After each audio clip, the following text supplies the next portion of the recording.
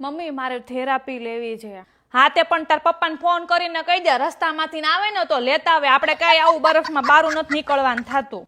અરે એમ નહીં, મારે ડોક્ટરની પાસે જવું છે. ઘોડાની જેમ તો ઊભી છો, ડોક્ટરની પાસે જઈને તાર શું કામ છે? મને છે ને એન્ઝાયટી થઈ ગઈ છે, મને રાતના ઊંઘી નથી આવતી. લ્યો બોલો, એન્ઝાયટી થઈ ગઈ? તારાથી ના એટી તો પાસ થઈ નથી, તને વળી થોડીક વારમાં એન્ઝાયટી હોતન થઈ ગઈ.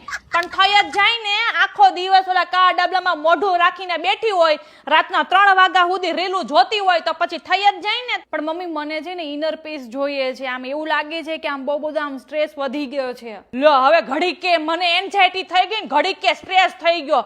તને તો તું પહેલા નક્કી કર કે તને હું થયું છે ઈ.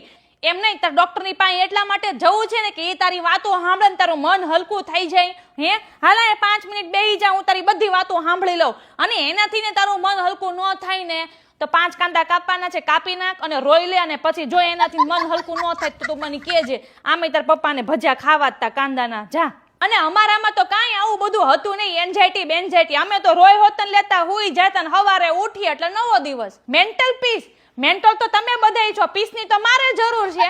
મેન્ટલ પીસ વાળું થાતું તે. લો બોલો હવે કે મારે ઇનર પીસ જોઈએ છે. આ કચરા પોતા કરવા માંડ એટલે તારું ઇનર આઉટર ને બધું પીસ આવી જાહે. આપણે છે ને કાંઈ વધારે ખર્ચા નથી કરવાના થતા. તને આટલો બધો સ્ટ્રેસ હોય ને તો લસણ ફોલવા માંડ એટલે હમણાં તારો બધો સ્ટ્રેસ દૂર થઈ જાહે. જો એનાથી ને તારી કોઈ તકલીફ દૂર ન થાય ને તો કાલ સવારમાં વહેલી ઉઠજે ને સૂર્યનારાયણ ને છે ને પાણી ચડાવજે જોઈ એટલે તારી બધી થેરાપી દૂર.